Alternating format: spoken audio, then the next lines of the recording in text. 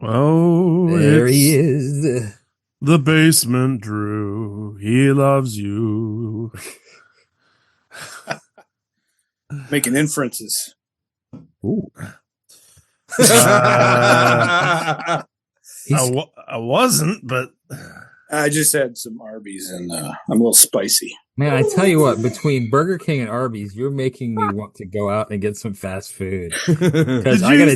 I gotta tell you, the Burger King chicken sandwich is my favorite fast food sandwich. I know it's awful. I know it is. And this is Yeah. not a paid advertisement for Burger King, but I love the Burger King chicken sandwich. There's Me something too, about man. the seasoning, or I don't know. People can have their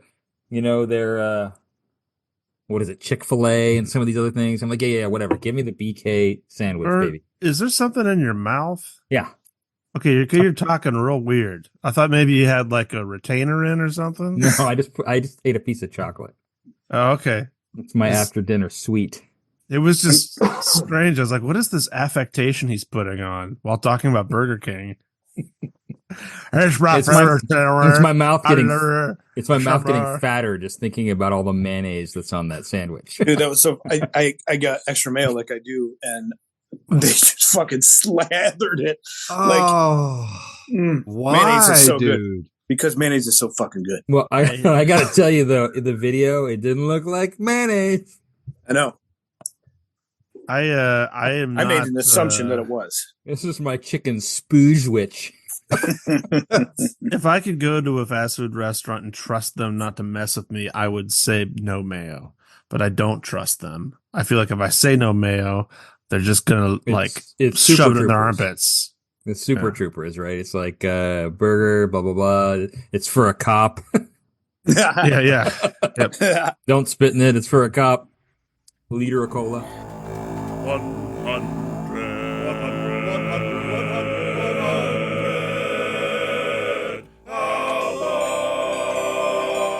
I'm Bert, I'm Drew. I'm Ron. I'm Ryan. and this is the 100 Albums podcast, where we discuss the ins, the outs, and the absurdities of a poster that depicts 100 seemingly random albums. The only music podcast in which we don't actually play any of the music that we talk about. Thank you, 100 Albums family, for listening. If you're new here, welcome. We're super pumped that you're joining us. But we're still going through 100 albums that appear on a poster that Drew got from his wife a couple of years ago. We first went through the poster by listening to and reviewing 2 albums a week for an entire year and sharing our thoughts and reactions with each other via video chat. Once we were all done with that, we thought it might be a fun little project to turn into a podcast. So here we are on album number 24, Doolittle by the Pixies. Vibe check, fellas. What are your first impressions? I'll say my first impression is that you didn't lead in with a Pixies related joke, and I'm hurt. I was waiting. Where was it? As I was going through it, I was like, "Oh shit, I forgot to do like a dumb dad joke." I guess that monkey went to hell. Okay, that's good. Yeah, my vibe on this is, yeah, man. Ryan, do you like the Pixies a lot, right? Or have I gotten that wrong? You have that correct. Okay, that's what I thought. He already has this album on vinyl, so spoiler alert. It's in his collection. Nice.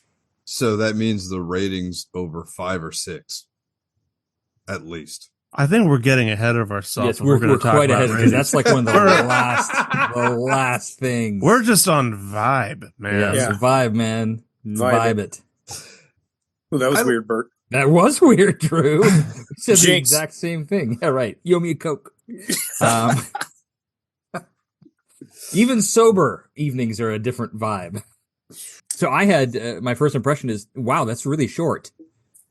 15 songs, but only 38 minutes in length. So the longest song is 3 minutes and 51 seconds, but the shortest is 1:24. So some of these are really, really succinct. Save that thought for later because there's background on that. But there is. The first impression I thought was, because I wasn't in this album when it came out. Like I was not into the Pixies back then. I got into Kim Deal and the Breeders. We were talking a little bit while we were gathering earlier. But but I was never like a Pixies fan. The other impression I had here was if Mick Jagger, Ned's Atomic Dustbin, and the Breeders had a musical baby, it would be the Pixies. And I fully recognize that the Breeders came after the Pixies, but I mean, with Kim Deal's influence, that's where I was feeling that, and I was introduced to her via the Breeders before the Pixies. So, Mick Jagger? yeah. Well, no. I just like some of the vibes of the songs. Oh, okay. Yeah. No. Kim Deal is not Mick Jagger. Well, no, but you said if those three had a Yeah, I'm musical not- child, You're not feeling. You're not me. feeling. Maybe it's not Mick Jagger. Maybe it's No. Rolling Stones. I'd have to go back. I don't. So it's been so long since I made this. I don't know what I meant. I don't know what you mean at Yeah. all. I think you need to go home. Oh wait, you're already. Oh, home. wait. He's there. Okay, well then we'll keep talking. He's I guess. already in his hole. I'm. Go back to lobby and we'll let you in when we're ready. Noob. I was going to say that probably wasn't a Fortnite reference, even though that's how I took it.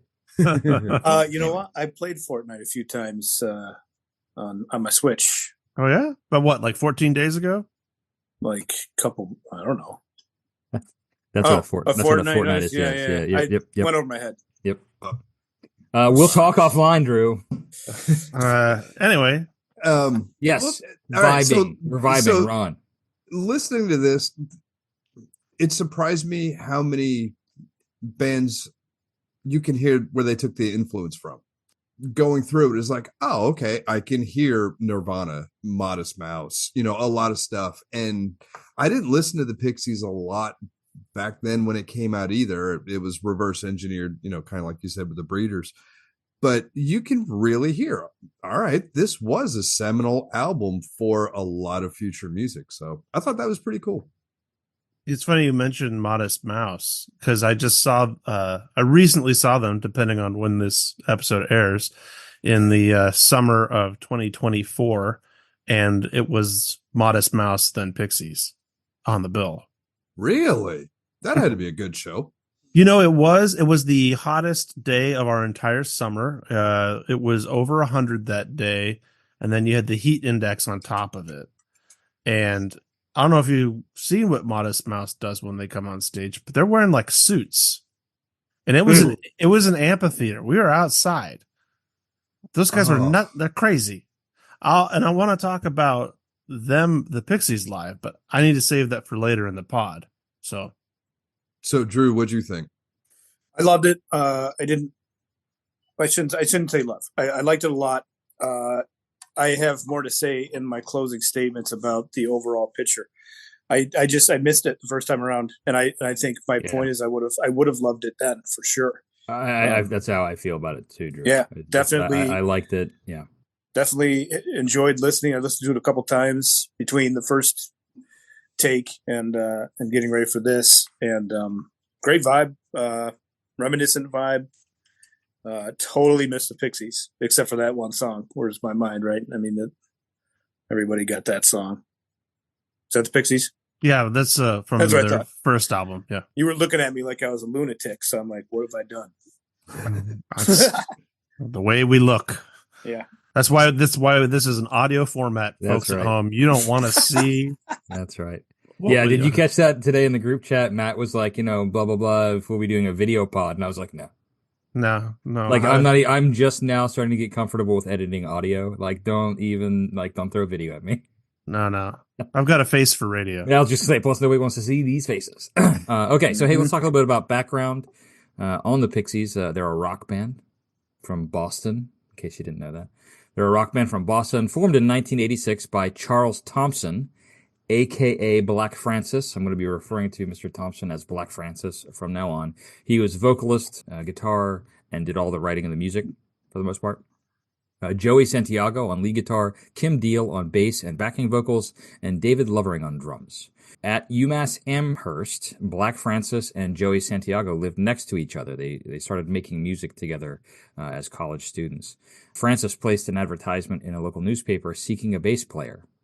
In a 2013 interview in Spin magazine, Kim Deal, quote, "I saw an ad in the Boston Phoenix. It said something about Peter, Paul, and Mary and Husker Du. Wanted, female vocalist for high harmonies, no chops, which I thought was really funny. So I went over to meet Joe and Charles, Black Francis. I thought Joe was a Mexican when I first met him. He didn't talk much, but Charles played this song on acoustic called Brick is Red, and I liked it. He had a big hoop earring on. Joey Santiago in the same interview, quote, Kim was the only one who answered the ad, but it didn't matter because as soon as she left the apartment, Charles and I looked at each other and said, she's it. So Kim joins the band. Kim's husband at the time suggested that they hire David Lovering, whom they had met at their wedding reception as a drummer. The name of the band came when Joey Santiago selected the word Pixies randomly from the dictionary. They liked how it looked and that the definition was, quote, mischievous little elves. Once the final lineup was solidified, the group moved rehearsals to David Lovering's parents' garage and began playing out at bars in Boston.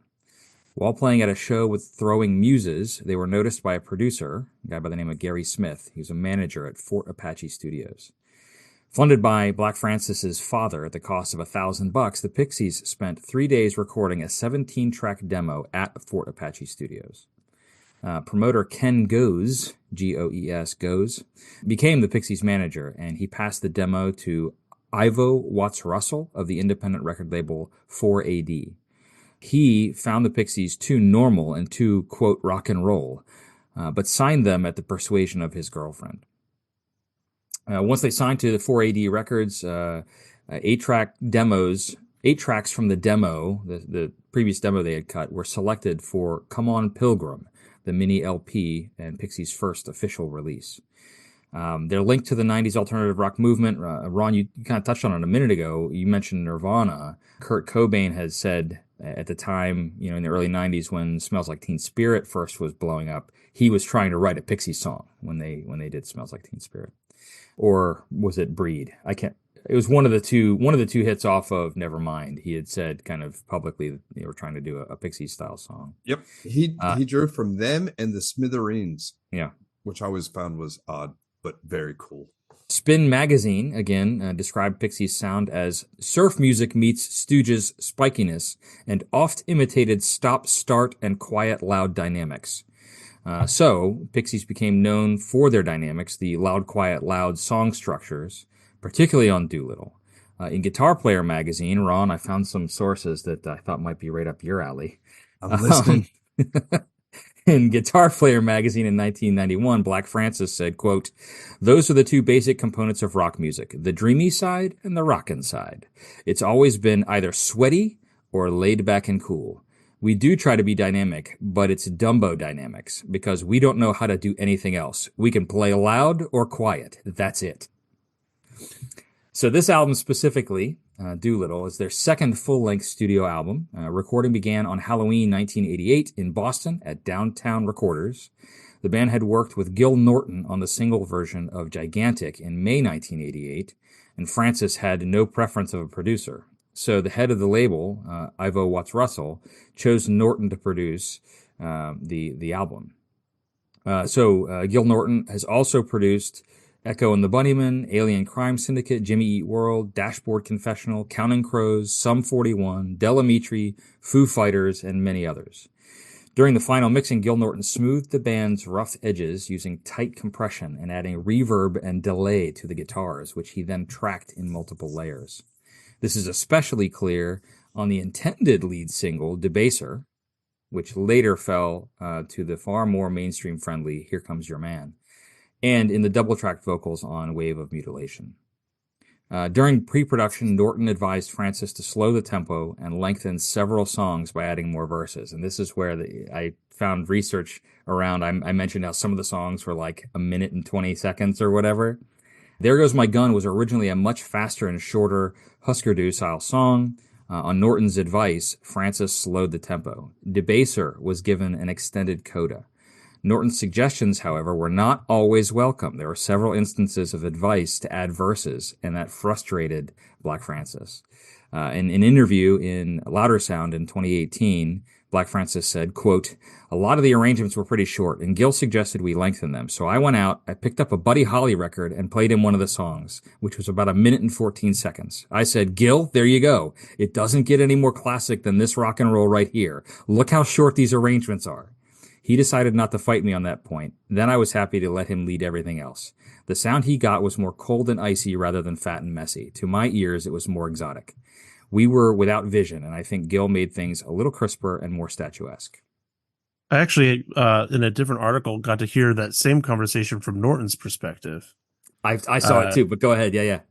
Where he said that they would have all these little ditties, 1.5-minute songs consisting of verse, chorus, verse, beat, beat, beat, bang out, and we're finished. I would go, that is really short. Can we double this a bit? And can you do this again? And he'd say, why? Within that 1.5 minutes, I've said everything I'm going to say. You got to respect that. I mean, yeah, right? I guess he's like, he continues on that Black Francis says, look, I'm not going to play that twice. Yeah. Mm-hmm. But I mean, they had plenty of material in the studio. I mean, yep.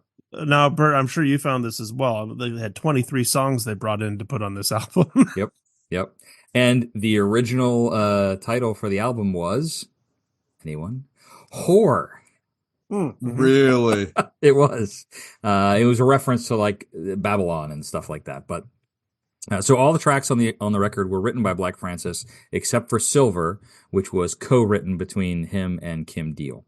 It was released on April 17th, 1989 on 4AD Records, preceded by Surfer Rosa and succeeded by Bossa Nova. That's after Kim Deal left the band. Really quick, I found this anecdote that Black Francis was talking in an interview about what it meant to make it big, like become a mainstream kind of artist. Black Francis still remembers that early spring of 1990 when he realized the Pixies had finally arrived. Quote, I was driving my Cadillac with my girlfriend. We were driving across Texas, quite near the Mexican border. At 3 a.m, I was pulled over by the border police. There were 6 of them, and I had this giant yellow car with out-of-state plates.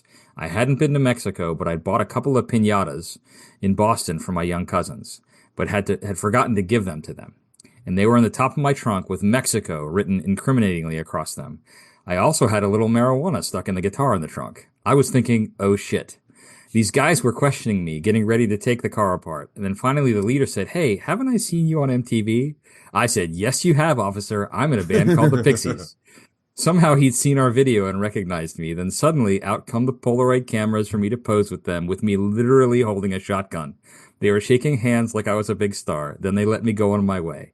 It was a close thing. You really don't want to get arrested in Texas for marijuana possession. Oh, man. It's not really related to anything about the album, but I thought that was just kind of a really funny anecdote. So, album was released. When it was released, it spent 27 weeks on the Billboard 200 chart. It peaked at number 98. The single, Here Comes Your Man, reached number 3 on the U.S. Modern Rock Tracks chart and number 54 in the UK Singles chart. That's a lot, but that's what I've got. So, yeah. Well, I actually, if you're looking for some additional reading, y'all, I found a really cool article called Monkey Gone to Heaven, which is on the track Monkey Gone to Heaven. It's like a deep dive by Richard Buskin. But I didn't want to get too into that because if he writes a whole article on one song, then we don't get to talk about the others. Right. But in reference to the entire album, he said that it featured abrasive sounds, disjointed songs, and bizarre lyrics, but also boasted a degree of polish and textural sophistication that helped broaden the Pixies' appeal and made them counterculture heroes before the likes of Nirvana came along. So, and going into, Bert, you were talking about that kind of pre-grunge era stuff. I mean, I would say this is on my short list of pre-grunge grunge. This album specifically, 100%. Like I would put it up there with like, I don't know, Land Speed Wrecker, Husker Du, or My War, Black Flag, which actually kind of they became kind of grunge, or even like Funhouse by the Stooges has like some of those early signs. Yep. And in that way, I mean, I feel like it was just so ahead of its time, especially on the music that kind of formed us. Mm-hmm. You brought up that dynamic thing, and I had to laugh because I saw a lot of people talking about this loud soft, which kind of cracked me up. Listeners at home, if any of you can dust off the cobwebs of maybe when you were an undergraduate or even in high school and had to take a music appreciation class, we all learned about loud soft because it was not a new invention. It happened in the Renaissance period, ladies and gentlemen. This is a sound thing that excited people back in the 1500s. But it is still exciting. And I think the major difference between going back to the Renaissance and being excited about it and hearing it in today's world and being excited about it in the 80s, why that would grab people, is no one did it. You couldn't really do dynamics in a radio play culture because people don't want to be fiddling with their knobs. I mean, that's one of the major drawbacks for a lot of people with classical music. It's like, I don't know how to set my radio right to get all these different sounds. I want it to be one flat level, you know? And so in a lot of ways, the Pixies were like, yeah, or we could just do that, you know? And then you have someone like Jack Black and every single one of his songs does it. And then you get tired of it. So, Jack Black or Jack White? Jack White. I'm sorry, Jack.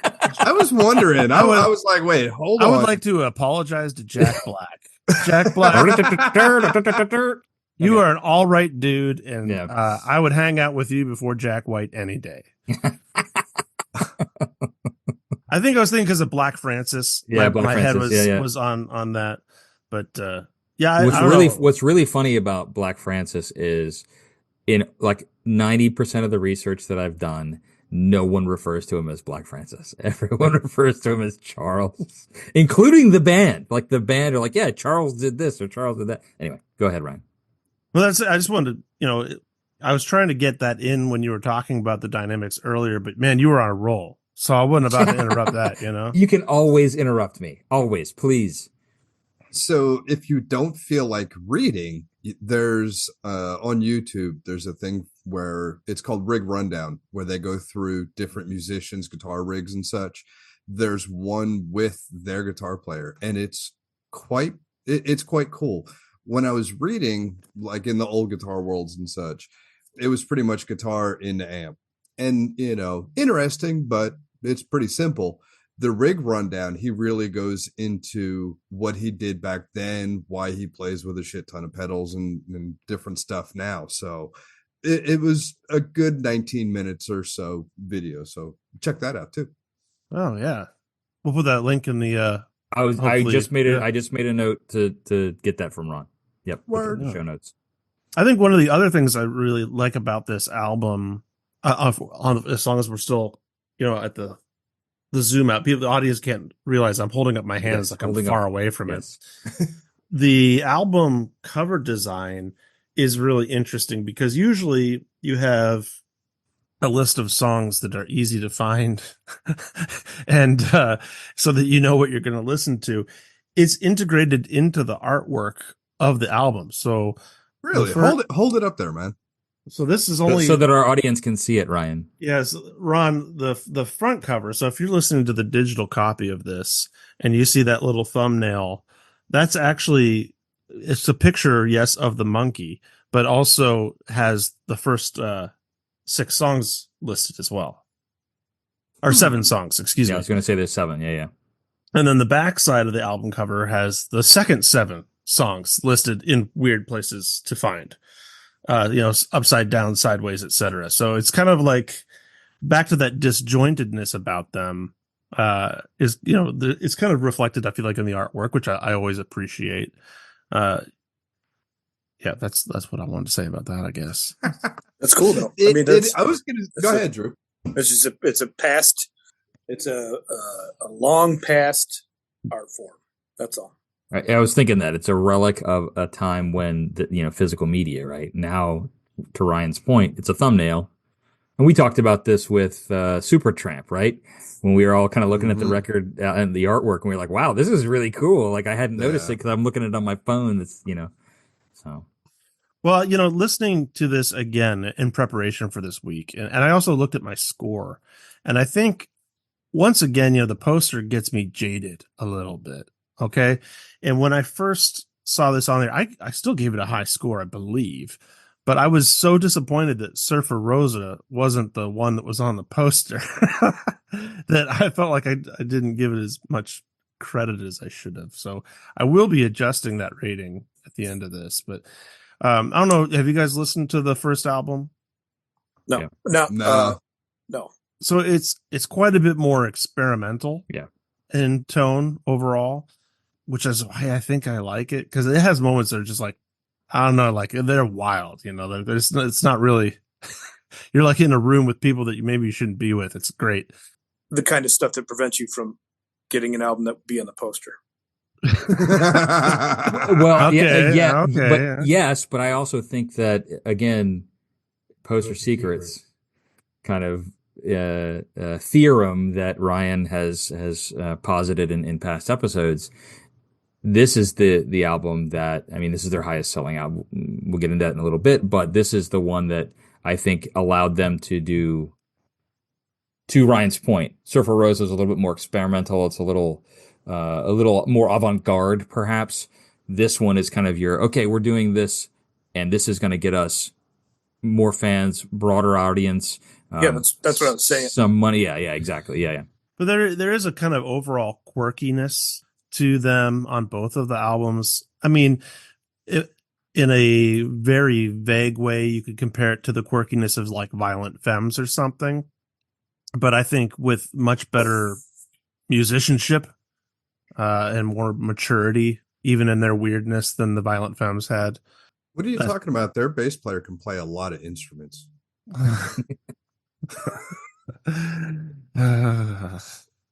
Well, I've also seen both of those bands live, and I have opinions there too. But and when you guys were listening to this, did you take note of what was on each side of the record? I'm just curious. No, Because I literally listened to it straight through on YouTube or Spotify or something like that. So interestingly enough, and maybe it's just because of me knowing, listen to the record too many times, I feel like there's a shift in tone that happens on the B side that's not there on the A side. So B starts with Mr. Greaves, which does not sound like it's almost the same record. Yeah. Ryan, No. I acknowledge that, but I didn't put it into words. That's funny. That's amazing you said that, because I completely had that same thought. That is funny, because now that I'm sitting here looking at my notes, starting with Mr. Greaves, like with that song, I have that it was too atonal for me. And then if I look at my comments after that on La La Love You, I think the guitar sounds out of tune. And so there is more dissonance to me on the second side than the first. The first is more poppy, more song, where the second side is that more maybe experimental or whatever. I also feel like side B to me has almost more of like a Americana vibe to it, whereas side A is more of a true rock kind of sound to it through and through. I mean, even Here Comes Your Man isn't like a late 80s, early 90s rock song. It kind of is, but to me, it's like almost like if, you blended REM with Roy Orbison. You know what I mean? Especially that bass lick that starts it. I'm like, this could go into Pretty Woman. What's really funny is I had a note about Here Comes Your Man, and it said, is this the Traveling Wilburys? Like there was a bit of that vibe to it, right? But here's what's really interesting. You're talking about that Americana. In 2014, Mike Powell did an article in Pitchfork where he described Mr. Greaves, specifically that song, as faux hillbilly and wired folk. Yeah, which kind of speaks to what you're talking about there. For Here Comes Your Man? No, that was for Mr. Greaves. Yeah. Oh, I wanted to say something about Here Comes Your Man since you brought it up. The melody in that I thought was gorgeous, little pretty melody in the verse, and it. I'm not making any statements here, but it's exactly what Eddie Vedder sings in Yellow Ledbetter on the line. Leave her calm, I know. Leave her calm, I know. I shouldn't be singing on this podcast, but that's the tune. That is a beautiful little melody, and it hit me immediately. That is likely. I mean, and so what if it is? It's just I was like, holy crap! That's that melody that I love so much. Yeah, but I think they have a lot of what I would call unlikely success on this album too, right? In ways that, like, for this time in particular, like Wave of Mutilation's chorus going into 6/4 is wild to me, because like I know no one else cares. Okay, I have listeners at home. I know you just listen to the song and think it's cool, but like as a musician, I'm like, hey man, thanks for putting in that extra effort for me. Like that makes me feel special about you, you know? Yep. Also, Crackety Jones, by the way, as a follow-up to Mr. Greaves, is just one of my favorite combos on any album. Crackety Jones is so crazy. I combined those two in my comment about each song. I didn't say a lot about them, but yeah, they definitely go together. Well, do you know the backstory on Crackety Jones, guys? Mm-mm. So the lyrics were inspired by Francis's 1 month stay in Puerto Rico while he was a student. He shared a seedy high-rise apartment with a, quote, weirdo, psycho, gay roommate. And so that's where the lyrics come from. And he called him Crackety Jones. And that is from a Pixies profile from the record label. Well, I read a little deeper into that. He was afraid, but the guy was going to kill him in his sleep and stuff. But then he later admitted it was probably just me and my own, being inside my own brain. And, but yeah, they're really interesting. Yeah. A lot of the lyrics too are just kind of nonsensical, which is fun for me since I'm not much of a lyrics guy. Yeah. Actually, I looked up some of the lyrics just because I'm not, and through doing this, I've started looking at them, and yeah, I was like Debaser. I was like, Debaser is that's a little different. Yeah, and then looking through a couple others, and it was just like, no, okay. I got a movie. I want you to know I'm gouging out eyeballs. Anyway. Well, hey, is this a good spot to take a commercial break? Hear from this week's sponsor? Sure, yeah. I think, always. Bert, we actually got we got something sent in to us this week from a previous sponsor, did we not? We did. We're going to hear from this week's sponsor. Here at Duke Johnson's Atomic Bath Bombs, we love America almost as much as we love destroying bath time. Introducing the new red, white, and blue Screamin' Eagle Bath Bomb.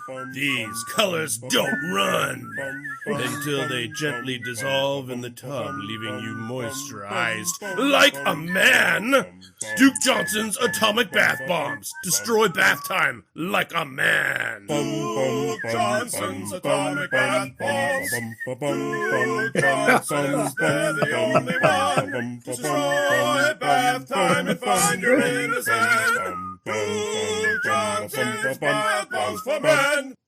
That's the best thing I've ever heard. No shit. I'm sorry, we'd have to end right now. I'm just gonna go to Walmart. I gotta get one of these. Are they available at Walmart? I don't know. It sounds like they would be. The ad makes it unclear. Oh, that's fantastic. These colors don't run. Except for when they do. Except for when they do. That's great work. Oh, I love it. I love it. That was AI, though.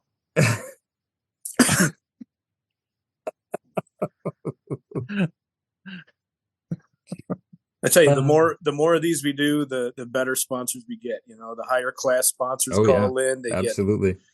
They're all about spending that money on our wide-reaching audience. I mean, we're on episode 24, and still, I'd say the majority of our sponsors just send us in stuff to read, but people are putting in budget dollars, production dollars for hiring a whistler. Yeah, so I'm a team of whistlers, really. I wonder if they were using one of those orchestral whistles.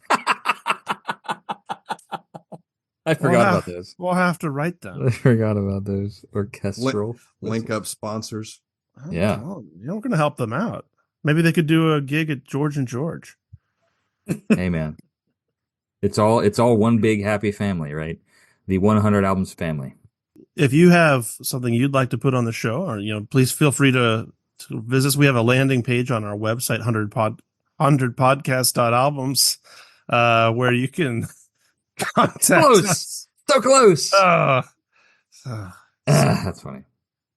Well, hey, let's talk a little about context here. This was Doolittle was the second studio album of the Pixies' 10 studio albums. As I mentioned briefly earlier, this was their best-selling album. Doolittle sold 1.45 million copies worldwide. Second place was Surfer Rosa at 550,000. So Doolittle sold nearly 1 million more than Surfer Rosa. Mutilation came in at number 3 at 250K, and Bossa Nova number 4 at 200K. But I think what's more important is the legacy that was left. Producer Gary Smith, who worked with the Pixies on their first studio album, Come On Pilgrim, said in 1997, quote, "I've heard it said about the Velvet Underground that while not a lot of people bought their albums, everyone who did started a band. I think this is largely true about the Pixies as well. Charles's secret weapon turned out to be not so secret, and sooner or later, all sorts of bands were exploiting the same strategy of wide dynamics. It became a kind of new pop formula. Within a short while, Smells Like Teen Spirit was charging up the charts, and even members of Nirvana said later it sounded for all the world like a Pixies song." So I thought that was an interesting kind of, summary of what the kind of the legacy was like. Oh yeah, I would argue. Crazy though. So, what, Ryan? What were you gonna say? I was gonna say I'd argue the same thing of Radiohead. Creep is the same format. Yep, same idea. I hear less Nirvana I hear less future Nirvana in their music than Weezer. I mean, I hear Weezer in a lot of this stuff. Very direct line. So I didn't hear that direct connection to Nirvana. I know it's there. I remember them talking about it. Yeah. But yeah. I think especially that Beverly Hills song. I think the Pixies are. Here comes your man. I think for me, the Pixies have turned into a band that everyone should know about but doesn't. Like, they influence so much, and I don't think they're as big as the credit they get for influencing everybody. It's like the best non-known band ever. Oh, but they're so fun to rediscover. So the material's out there, which is great. I'm going to get into it now about seeing them, because now we're talking about their legacy. Mm-hmm. So this came out in 89. Mm-hmm. I saw them in 2024. The only difference in the way they sounded was that it was Emma Richardson on bass. On bass, yeah. I am telling you, in the professionalism for a rock show that this quartet brings out, it could have just as easily been a touring string quartet or a touring jazz quartet, because they came out and they are experts on their instruments. There was an extended guitar solo by Joey that was like absolutely mind blowing. And I don't know how to, the person I watched the most was Lovering. And I'm telling you, if you want to see a clinic on how to play drums, this guy, they're old, right? I know I'm old, but they're much older. I mean, when he came out on stage, I was like, oh, it's like somebody's college professor, the way he was dressed, and he's kind of slim. He might as well, if it weren't, 1,000 degrees outside, he may have wore a cardigan sweater, and then he just sat up there and it was just like, and he wasn't over emoting and sweating and getting crazy. He just played it straight ahead and perfect, and nothing missed. Everything was in its right place. And you're just, that kind of perfection, to do that once would feel good. To do that from when they started and still being able to do it live today, I have no hope of ever being that good at music. It was such a fascinating show.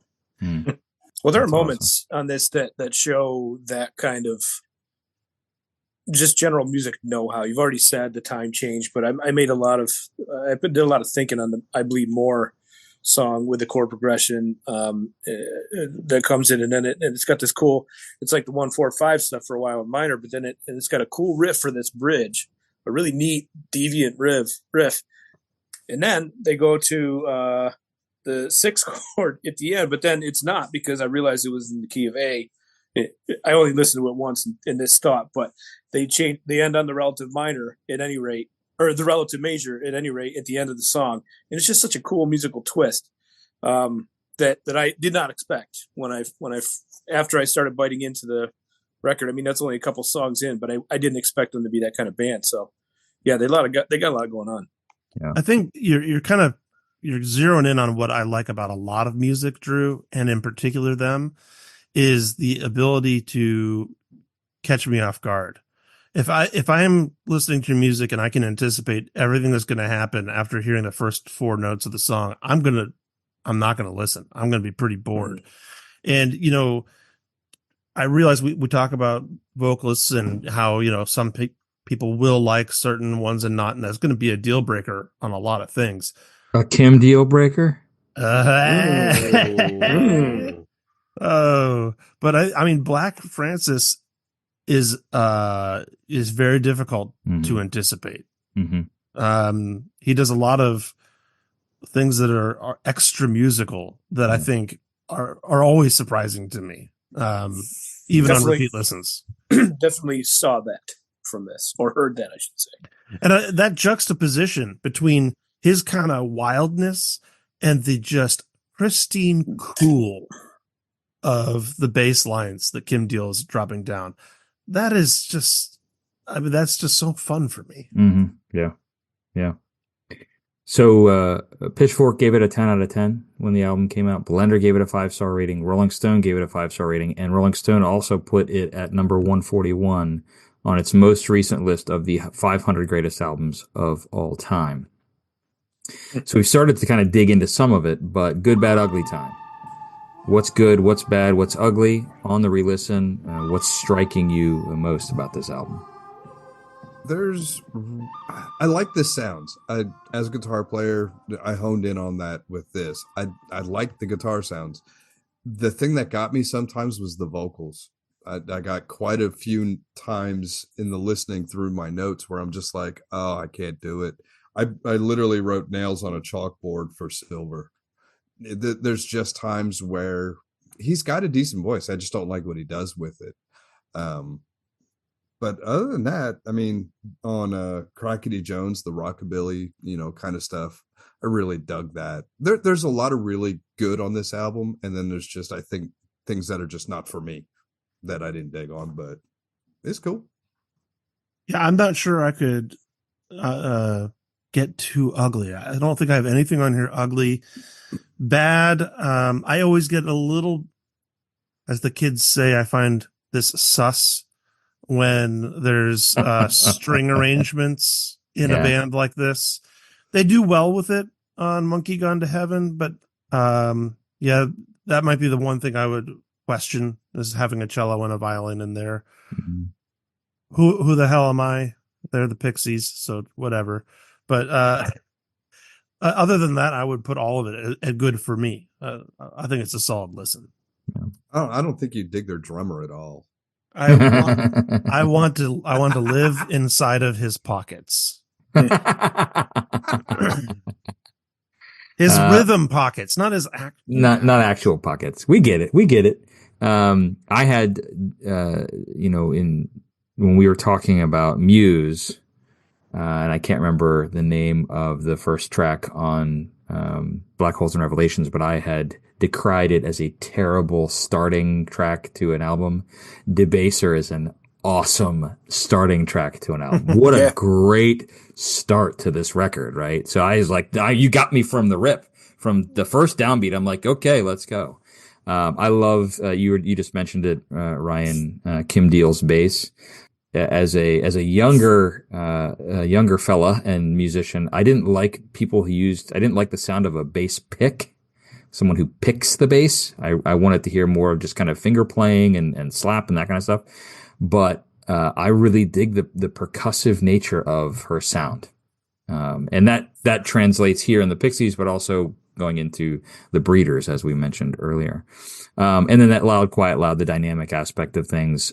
I got a quote here from Black Francis in 2004 from the Sunday Times in the United Kingdom. Quote, "When you first start out, you play the guitar a certain way. You think, oh, they like that, and you keep it. You scream and they all applaud, and you think, uh-huh. And that's how you form your sound. I don't know how that quiet, loud thing started. I think we just needed an arrangement. So it was, Joey, you don't play right now. Okay, everyone play right now." It was the first idea we thought of, but it worked, so we kept it. It wasn't like a whole vision thing.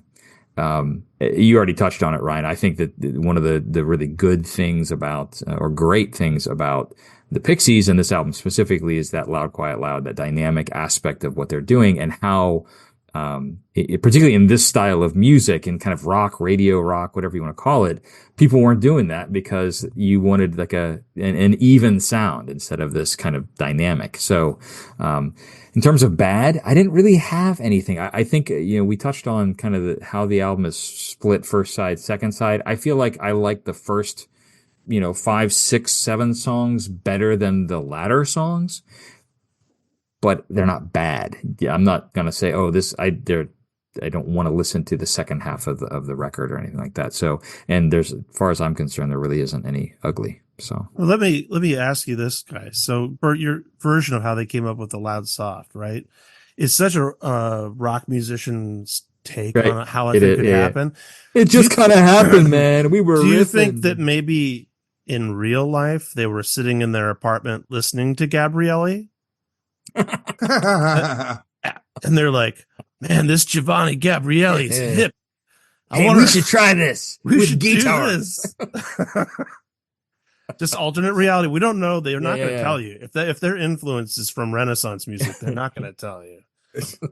I think it must have been a product of some smart people playing in the genre of something that did not know change, and they were like, something has to be. We've got to do something different now. Yep. It's just simply a mother is a necessity of necessity is a mother invention.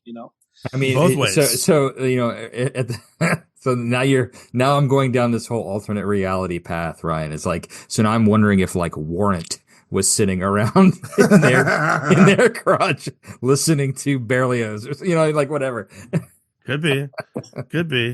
You don't know. I would. There's also, while we're talking about the good, that this is more of a nostalgia good for me, and I have no proof to link these two together other than being alive at that time.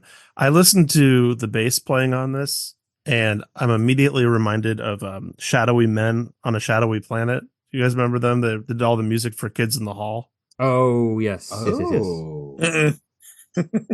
I haven't thought about them in a minute. Same kind of sound to me. If I was a gearhead, like who played guitars or something, I might know how they make sounds like that, like what kind of bass that is, that kind of thing. But that'd be a Fender Jazz or P bass. Oh yeah, yeah, it would. Where was that earlier? We're talking about the bass sound. Look, man, you're our guitar guy. Now. It fit in now. What she said. You had one job, Ron. One job. Yeah, and I'm doing it. I just had to wait for my opportunity. But I said before about the Smithereens, that on Here Comes My Man. The 12 strings on there, that's Smithereen stuff. And I'd be curious to see where they both were and match up their albums, because there is some similarities there. I think the Smithereens may have been a touch earlier in the 80s, but pretty similar. I didn't have any ugly. Bad, I guess, would be, there's a couple tracks I'm not really a big fan of. I hate to upset Ryan, but the Mr. Grease and Cracky Eddie Jones were not my favorite pair of tracks of this album. Although I liked that whole side. And in contrast to Ron, Silver was my favorite track, I would say, on this whole record. And since I missed my opportunity last week, I'll take it now to say that Silver is very reminiscent to me of a song by one of my favorite guys, Tom Waits. But in terms of... we need to hold on a second. We need to literally have a segment in each episode now that is like, okay, how does this album relate to Tom Waits? Yeah. Well, this one was there easy. Needs to be an intro plus a mini theme song. A little theme song. This one was easy. Time. It was it's going to be, by the time this airs, it's going to be irrelevant information, but it could be influenced by listening to Ryan's playlist, but it's Yesterday's Here. Those are the chord changes they use. They've got that major 3 chord in there in the minor key, and it's got that too. It's got that kind of westerny, dirgy feel too. The jangle. Yeah. And I thought that was a great song. Maybe it's also because I'm assuming it's Kim Deal singing on it, like she's singing on that track with him too.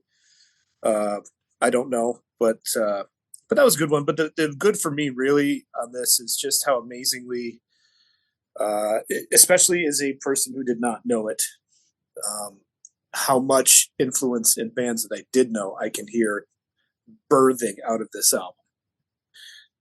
You can name the bands, you can just name who pulled that song into their ideal of what they wanted to be. It's pretty sweet for me to hear that. So I think they're like a funnel. They're a funnel band. I feel like I've talked about it before we started doing this podcast, but maybe it was on a previous one, that they so clearly take so many influences from them. I can hear a lot of the Smiths in this too. And then they beget so many things after them that they kind of, I don't know, they're one of the transferal bands from era to era, I feel like, in my pretty Drew, wide ignorance of them. But that's a great point, because Ryan was talking about it earlier, like grunge before grunge, or I forget exactly how you described it, Ryan, but that notion of a band or an artist that, we're coming out of the 80s and going into the 90s. So they're not really an 80s artist, but they're not really a 90s artist. They're kind of bridging this space between what, when you think of 80s music, you don't think of the Pixies, right? I actually associate the Pixies more with 90s music, and that's probably because of the influence they had on groups on the 90s. On the 90s, exactly, right? But they were kicking, in the 80s too. So that's an interesting take, yeah. Yeah, and there were a bunch of bands that were cusping, but they were going the wrong direction. Yeah. And then there they went. I think we talked about one earlier, didn't we? Some Guns and something. I can't remember. I was actually just looking that up to see because Guns N' Roses came out in 86. There goes my Guns N' Roses. Okay, I do have a question though. The titles of oh shoot, There Goes My Gun and Here Comes Your Man. It bothers me that they're so similar. I wonder if there goes, here comes your my. Yeah, I see what you're saying. I'm picking up what you're putting down. Yeah, and yeah, it's just too close. I know the songs are completely different, and I'm probably nitpicking a silly detail that absolutely just annoys me. Well, they're also both the fifth track on each side. Ooh, now you're starting to sound like me at 15, listening to Pink Floyd, trying to find all the meanings. Mm-hmm. I like it. Wait, Ron, while it's synced up to Wizard of Oz. Ron, I want you to come back. Let's do a mini episode on the connection. I'll look into it. We'll see what we can find out. Between this and Guns N' Roses? No. Although, actually, a mini episode on that would be good without me.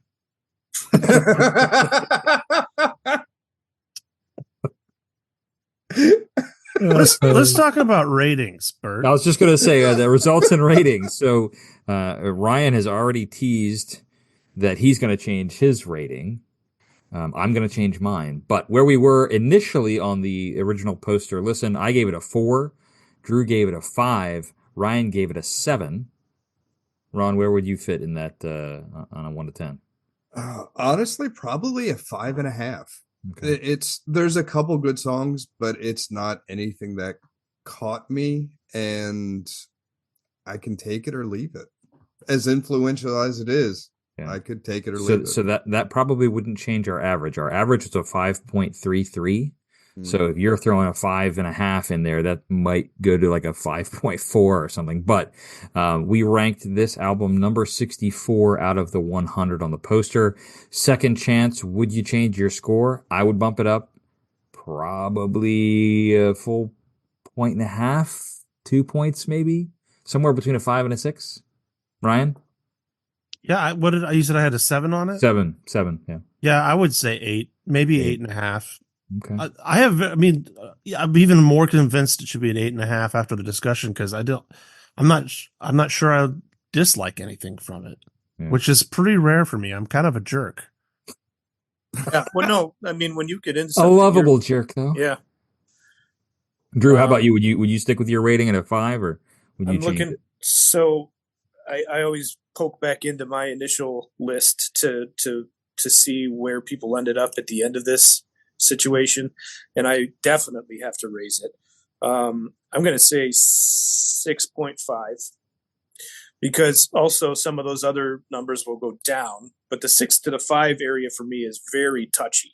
That whole area of scores, because by the time I'm at a 5, I'm not really interested. It's not my buying threshold, and the Pixies should definitely be above that. So, but I had some other people that I definitely like that were at a 6, so I'm going to say 6.5.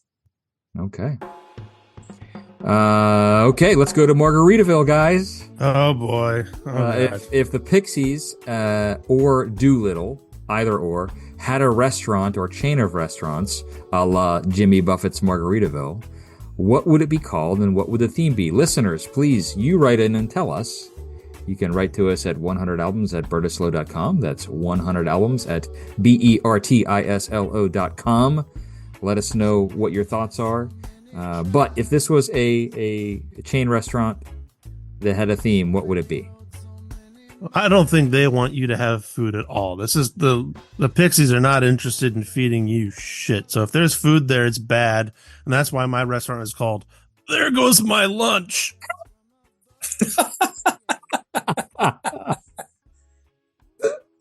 Oh my gosh! Or if it was just a product and it was pork rinds, you could have Crackly Jones. Hey, It could be a pizza joint. Here comes my pan. Well, so here I've got it's a home cook. It's like a home cooking Thanksgiving dinner themed restaurant called Debaster. oh, or a fancy dessert joint with one of two names, either Monkey Bread Gone to Heaven or Here Comes Your Flan. No, no. I'm gonna say a hitching post style restaurant next to the fancy restaurant for your horse to eat at while you're eating, called Hay. Drew with the sleeper. I love it. Oh, I love that. That's good. Do you guys feel like there's a misstep, by the way, in the new episodes 1 through 3 of Star Wars? Why did they not have Mr. Greaves playing for all the scenes with General Grievous? I feel like that's misstep. Yeah. This isn't a Star Wars podcast, Ryan. Thank God. Didn't Drew say that in one of the early episodes? Well, you can talk Star Wars all you want. I just can't hang. I can't. He probably hang doesn't in know that who company. General Grievous is. Well, I want to I know blow him my. from Family Guy. Family Guy introduced me to him. There you go. I'd like to blow my hot take because I was it's just not, gonna say it's hot take time. So it's I don't not have hot. one. Oh Okay, well, shoot! you've got more than Well. me. So Well, okay. Ron's got my jokes. That's good. So I feel like I in a fictional world, I would like to see who writes the better short song, the Pixies or Dolly Parton. Ooh. So that's what's was right off the first impression. I was like, man, this is short, kind of like Dolly's record, like the short songs. But yeah, They're in, they're out, they're bangers. yep. And clearly, from the quote you gave earlier, that was intentional. Isn't absolutely intentional. Yeah. How about you, Ron, Drew? Hot takes? So I'm not a big fan of this album, but for me, it did take me back to that time. The sound of this record is very reminiscent. It's a great time capsule record for me. And so maybe not a hot take, but that was my thought on it. Was the sounds of this remind me of other things I was listening to, and took me back to that point. So I really thought it was a great time capsule orally. Stunned you motherfuckers, didn't I? Yeah, but I I'm had it in me speechless. at all. Just speechless. I don't. My hot take's more about my overall take of the album, not anything revolutionary, but just saying again, I would have really liked this as a kid. At the age when this came out, we're talking, we're like 12, 13 years old. I mean, most of what I was listening to at that time was due to some friends I had from another school, like Run DMC, KRS-One, weird like rap that I was just listening to and then I had the Footloose soundtrack, of course, on tape. I mean, who didn't? Yeah. But Lots of- Kevin's like Run DMC, KRS-One. that's what I'm Footloose. saying. Yeah. Well, that's why there was no room for the Pixies. Right. So, but I was wondering, like, where that would have sent me, because when grunge literally came into my life, whatever, I was all in on that. I never listened to, rap again for the most part for a long time. But what I would have, if anything, changed about me if I had gotten to them at that stage of my life. I was just kind of ruminating on that idea because, like I said, I definitely would have liked it. I definitely do like it. Some of the short songs in this album don't go far enough somewhere for me, and it's okay that they don't, but that's where they lose me now. Maybe it's lessening attention span that I have, but definitely would have been all in on it back in that time. But hey, that's the days of our lives, the sands in the hourglass. Well, it's a sliding doors kind of situation, right? It's like if I had had different influences at that time, what would I be like now? What things would I have discovered down that path? I was thinking of that when we were talking to Brian, doing the Massive Attack, Blue Lines kind of second look, right? And he was talking about all the things that he was into when he was in high school and kind of in college, and I was like, I would have been into some of that stuff had I known about it. You know what I mean? Mm-hmm. Like, so like how would I be different? How would that have shaped me differently if I had, and it's the same thing here, Drew. You're absolutely right. If I had been into the Pixies, as late 40s gentlemen that we are, when we were that age, the only way you could get new stuff in your ears is either through friends or like MTV was going strong at the time. But it depends on when you were watching, it was not accessible. You didn't have Spotify or YouTube Music feeding you new stuff that you might like. Like it was very enclosed. So yeah. So Drew, it was hard to branch out of where I'm curious if you did this too in an effort to try to find other music. We always tuned into the Canadian radio station across the lake and would hear what was new there. And I found some stuff that became popular here in the US much later that I had listened to first on Canadian radio. Alanis Morissette? Yeah.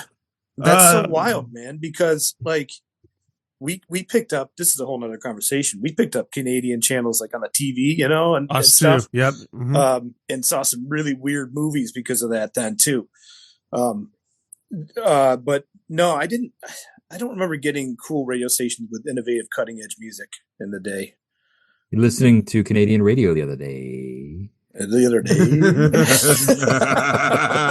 So that's 2 episodes now that have Letterkenny references.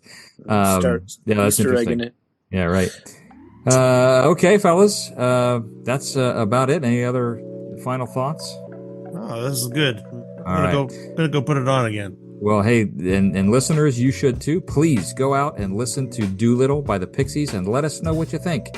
What did we miss? Write to us at 100albums@bertislo.com. That's 100albums at BERTISLO.com. You can check us out on Instagram or Facebook, like us, or follow us at 100 Albums Podcast, or you can visit our website at 100albumspodcast.com. Next week, please join us as we chat about Tom Petty and the Heartbreakers, Damn the Torpedoes. Damn those torpedoes. Yeah, he hates sandwiches. Until then, have a great week, and thanks a lot, fellas. See you guys. Yeah.